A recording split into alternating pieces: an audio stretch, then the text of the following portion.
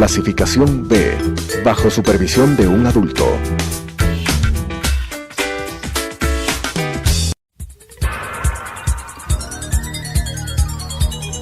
Las opiniones vertidas en este espacio por la producción y dirección del programa son de exclusiva responsabilidad de sus autores y de quienes intervienen en ellos.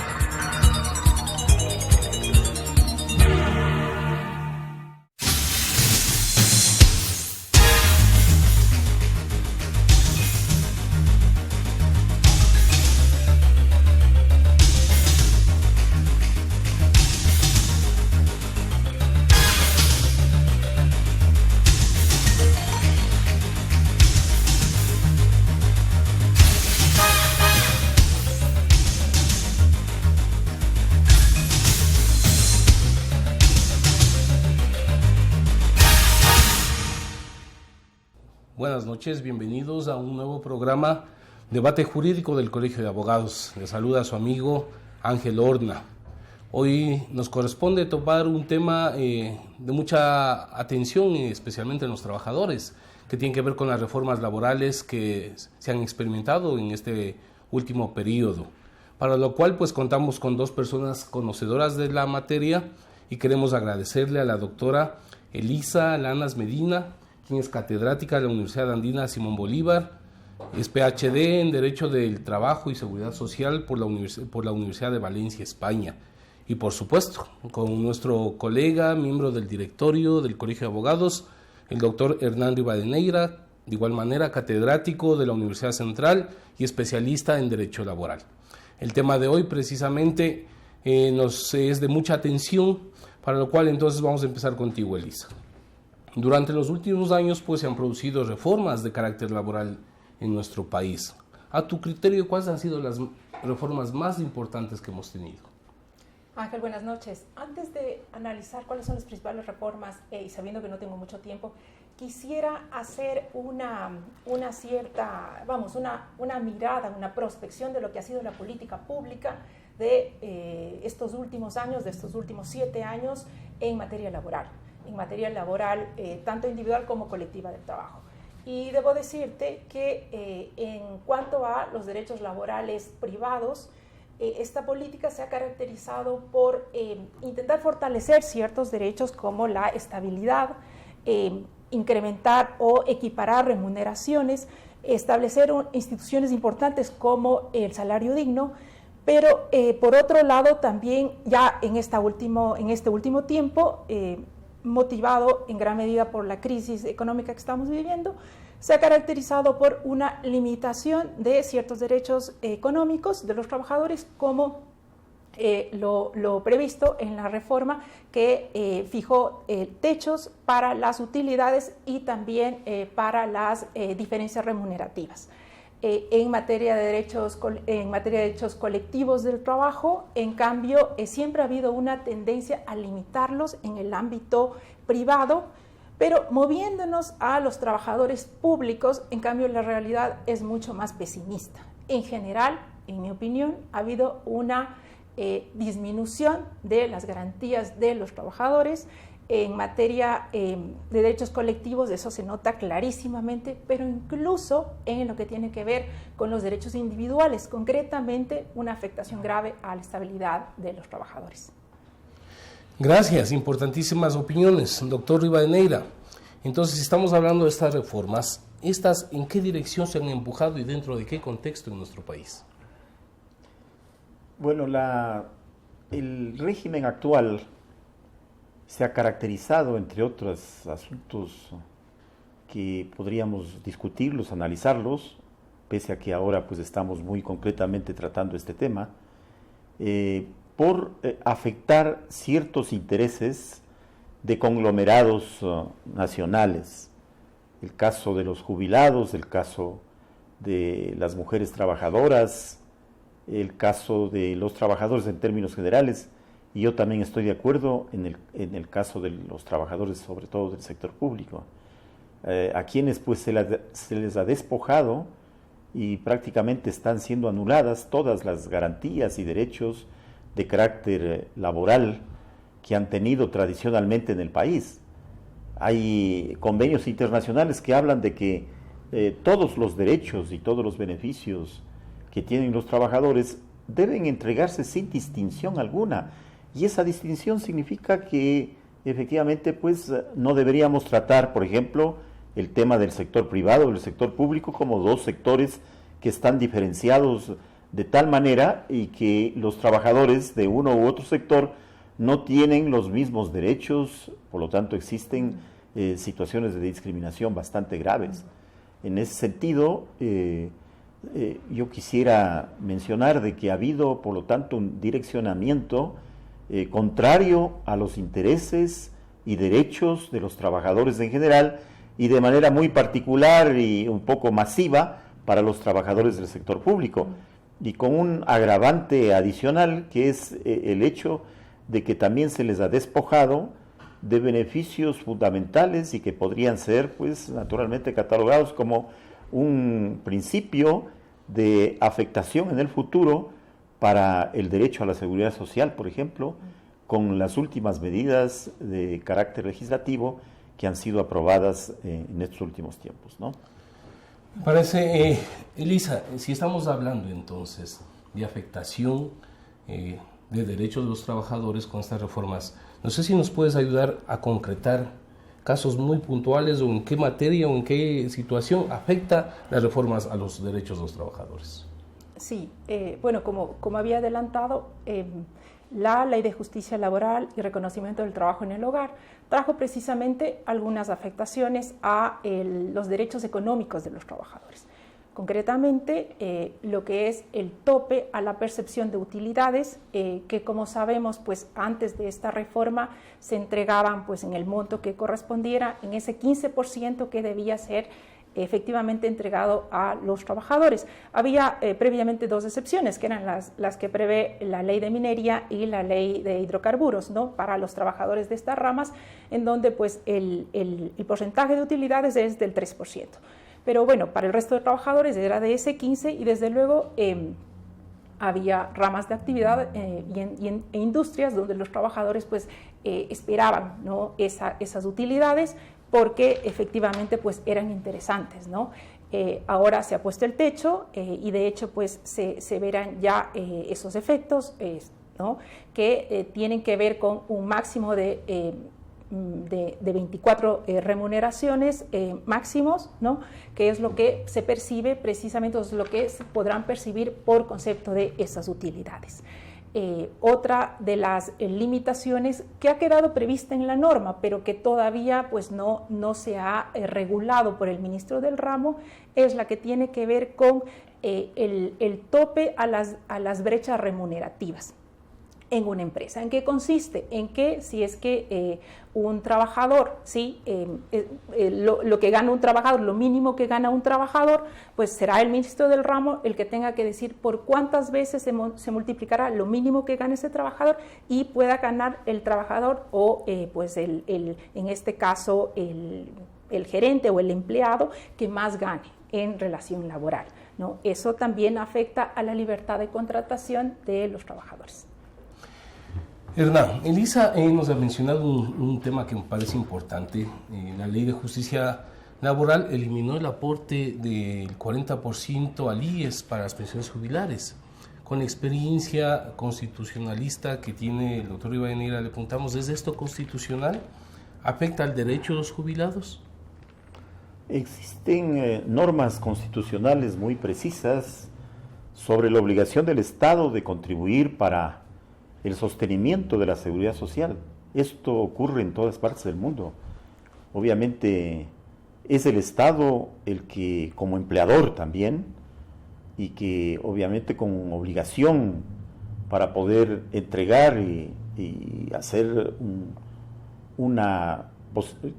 dar una posibilidad para que se puedan encontrar mejoramientos sustanciales en cuanto al beneficio que deben tener todos los trabajadores para la seguridad social, pues debe contribuir, y efectivamente hay normas que se han implementado en el sistema de seguridad social de nuestro país para que se entreguen esas cantidades, esos porcentajes.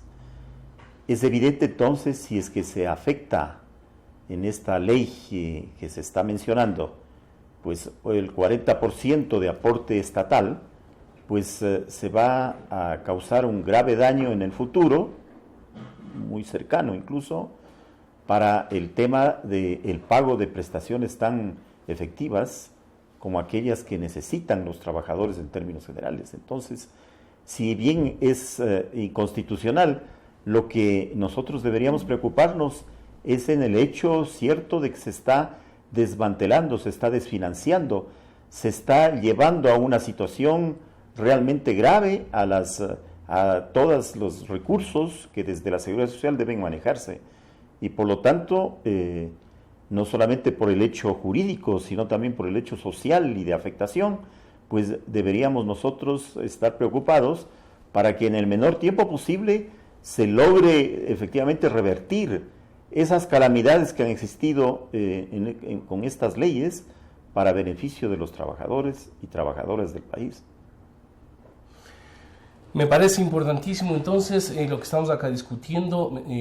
Vamos ya un poco entendiendo los cambios que existen en nuestro Código de Trabajo, pero vamos a continuar en el debate luego de un corte.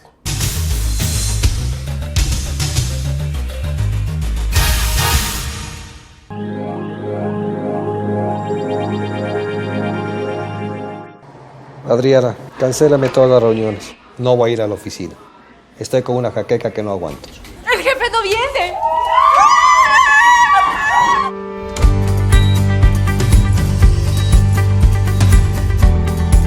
¿Estás seguro? Salió bien. Muy bien.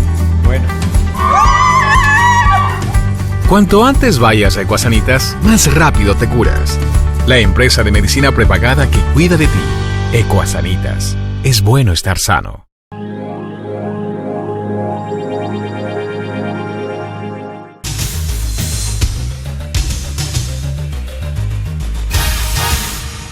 Continuamos con Debate Jurídico, programa del Colegio de Abogados de Pichincha. Para elevar el debate jurídico en nuestra provincia, queremos agradecer nuevamente a los doctores, la doctora Elisa Lanas Medina y al doctor Hernán Rivadeneira en nuestro programa. Elisa, la ley de reforma laboral nos planteaba la posibilidad de afiliar a 1,5 millones de trabajadoras no remuneradas, que trajo mucha atención, mucha publicidad. La pregunta es, ¿dio resultado? ¿O esta fue una demagogia, fue una propuesta sin estudio? Yo creo que es pronto todavía, Ángel, para decir si es que ha fallado o no ha fallado esta medida. Yo creo que pues a nivel teórico es importante que se haya pensado en cubrir, ¿sí?, el aseguramiento de las amas de casa. De hecho, con ello se está cumpliendo lo previsto en la Constitución respecto de la universalidad, la obligatoriedad de la afiliación de las personas en el país, independientemente de su condición de trabajo, sea productivo o sea reproductivo. En ese sentido, creo que pues, habrá que ver qué es lo que sucede. Me parece, sin embargo, que algunos de los instrumentos utilizados para la aplicación de esta medida quizás no han sido los adecuados. También hay que decir que cualquier tipo de afectación, ¿sí?, a las exiguas economías familiares genera siempre esta sensación de no querer afiliarse, ¿no? Es decir, se ve a corto plazo que simplemente hay un aporte, no se ve además que el beneficio completo, porque este aseguramiento además no cubre todas las necesidades que cubren el seguro general obligatorio, porque no cubre, por ejemplo, el seguro de salud. Entonces, hay elementos que habría que ajustar, pero yo creo que es interesante. Antes de que le pase la palabra a mi contertulio, porque creo que no se va a tratar, es decir, no se trataría si no lo menciono en este momento, creo que hay, respecto del tema mujeres, sí, mujeres en el trabajo productivo y en el trabajo reproductivo, una de las instituciones que se creó con la Ley de Justicia Laboral fue el despido ineficaz. En el despido ineficaz, sí, hay dos colectivos protegidos básicamente, que son las mujeres trabajadoras por su condición de maternidad y los dirigentes sindicales. Me voy a referir al caso de la maternidad por lo que decía. Y creo que este tipo de medidas son importantes, porque lo que pretenden es fortalecer o asegurar la estabilidad de las mujeres trabajadoras. Ahora bien, este tipo de medidas, cuando no se miran en un contexto más amplio, lo que tienden es a desanimar la contratación de mujeres en edad productiva, y ese es un problema. Este es el ejemplo de que a lo mejor ha habido buenas intenciones, sí, en una medida puntual de favorecer a un colectivo específico, pero no se ha mirado todo el panorama. Hernán, otro de los elementos que se planteaba era el tema de terminar con los contratos a plazo fijo, aparentemente para darle una estabilidad al trabajador. Esto trajo mucho debate, los empresarios con temor empezaron a establecer 90 días prueba, caso contrario el trabajador se convierte en un contrato indefinido. ¿Esto favorece, afecta a los derechos de los trabajadores? Yo estaría en la línea de la doctora Lanas, en el sentido de que a lo mejor aquí en nuestra sociedad no estamos preparados para determinadas reformas que podrían ser eficaces o podrían tener pues una mejor comprensión. El tema de la estabilidad es un tema que tiene que ver efectivamente con proteger al empleo, y es evidente que si es que se establecen normas que garantizan que un trabajador pueda permanecer en su puesto de trabajo o en su función durante más tiempo o durante toda su vida, me parece que siempre es positivo. Lo que yo digo es que efectivamente acá en nuestro país existen una serie de dificultades, una serie de situaciones económicas también que son irregulares y que podrían, pues, qué sé yo, atemorizar a ciertos sectores sociales. Pero en términos generales yo quisiera, por ejemplo, mencionar de que si bien se suprime el contrato a plazo fijo, sin embargo se mantienen excepciones, y excepciones muy puntuales, excepciones incluso extensivas. Es decir, se mantiene el contrato por obra cierta, que es temporal, el contrato eventual, los contratos eventuales, ocasionales, el contrato de temporada, precisamente con su nombre, el contrato de aprendizaje, el contrato de obra o servicio determinado dentro del giro de un negocio. Es decir, hay una serie de contratos que son contratos precarios, contratos que no tienen estabilidad, contratos que en definitiva, tal vez hay una excepción con el contrato de temporada y con este contrato por obra o servicio determinado dentro del giro del negocio, porque de todas maneras permitirían que los trabajadores que estuvieron pues laborando en el periodo anterior, en un contrato anterior, sean llamados inmediatamente para que puedan cumplir una labor. Pero obviamente me parece a mí que es muy demagógico el hecho de que si es que se suprime el contrato a plazo fijo y que se le mantiene solamente el contrato indefinido, no se hayan eliminado también estos otros contratos precarios que realmente provocan una serie de distorsiones, pese a la situación naturalmente medio subgéneris de la sociedad ecuatoriana.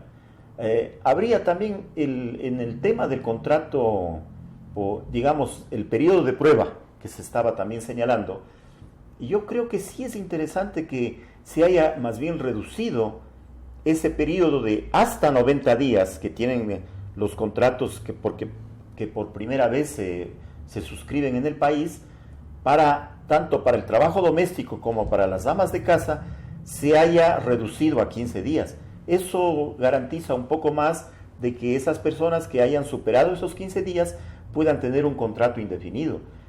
Aunque en este último caso, pues realmente hay también distorsiones al respecto, y nosotros tenemos y sabemos perfectamente que hay un porcentaje bastante grande de desocupación y subocupación en el país que supera el 50% de la población económicamente activa, lo cual pues realmente no garantiza de ninguna manera el empleo en el Ecuador.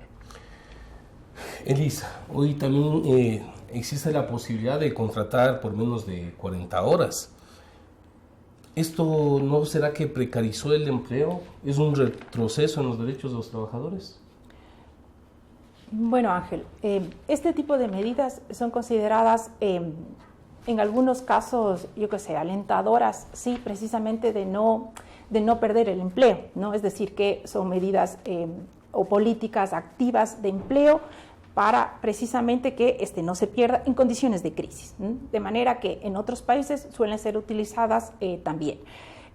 Evidentemente, pues puestos en una situación de complejidad en la empresa, porque la norma, ¿qué es lo que dice? La última reforma al Código del Trabajo, en el supuesto de que hay acuerdo entre las partes, es decir, establece una serie de requisitos para que haya una disminución de esa jornada hasta de 30 horas, pasando de 40 a 30, y exige eso, que haya voluntariedad de las partes, que no se afecten algunos derechos, más allá de los económicos obvios, que son la disminución del trabajo, por tanto, de la remuneración. Pero evidentemente sí es que pues que haya también la aprobación por parte de la autoridad laboral, pero en todo caso si es que pues el empresario les dice a sus trabajadores, el empleador les dice a sus trabajadores es esto o que se queden sin empleo, seguramente se van a ver obligados a ello. Hay que decir también que el Ejecutivo por un lado estableció esta medida en esta reforma legal, pero por otro lado eso complejizó mucho la utilización de la medida. ¿Sí? De manera que yo, pues que he conversado con algunos empleadores y me dicen, mira, yo prefiero no pasar por ahí, o sea, prefiero despedir trabajadores o lo que fuera, porque con esto de que tiene que ser, que además en el supuesto de que finalmente si no hubieran pérdidas, como se esperaría en ese año calendario, el empleador tendrá que resarcir económicamente a los trabajadores y una serie de cosas. Entonces, los empleadores, por las dificultades de esta medida que suele utilizarse, pero en mi opinión, al faltarle un poco de técnica en la elaboración, precisamente llevan a las consecuencias no deseadas, que es no se utilizará esta figura que está prevista ya en la reforma, sino otras medidas más drásticas, como serán seguramente el despido. Entonces, Hernán, en el Ecuador tenemos un código de trabajo que ha sufrido permanentemente reformas. ¿No será ahora que en nuestro país contemos con un código de trabajo acorde a la realidad de nuestro país? En el 2012, el Frente Unitario de Trabajadores presentó ya un código orgánico de trabajo a conocimiento de la legislatura. Y obviamente como en este gobierno pues no se aprecian las iniciativas ciudadanas y peor aún de las organizaciones sociales tan importantes como son de los trabajadores, eso se archivó inmediatamente y no se lo transmitió de ninguna manera.